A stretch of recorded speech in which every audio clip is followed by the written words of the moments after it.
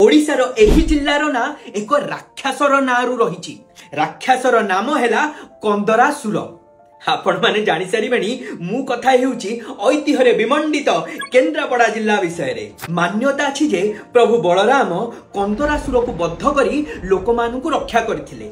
परे परे मां तुलसी को विवाह करी प्रभु सेटारे बलदेव जी को नाम रे पूजा पाइले। इतिहास रु जणा जाय जे प्राचीन समय रे केन्द्रापड़ा तीनोटी भाग रे विभक्त थिला। ताहा हैला कन्निका, कुजंग एवं आई।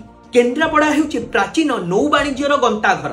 आपण माने जानी आश्चर्य होई जिवे जे माईपुर बा मयूरी गाँ हेउची माईडेरा बंदर, जहा विषय रे विशिष्ट ऐतिहासिक टोलोमी मध्य लिखिचंती। आम केन्द्रापड़ा रे अछि श्री बलदेव जीउंकर मंदिर, भितर कनिका, गहिरे मथा।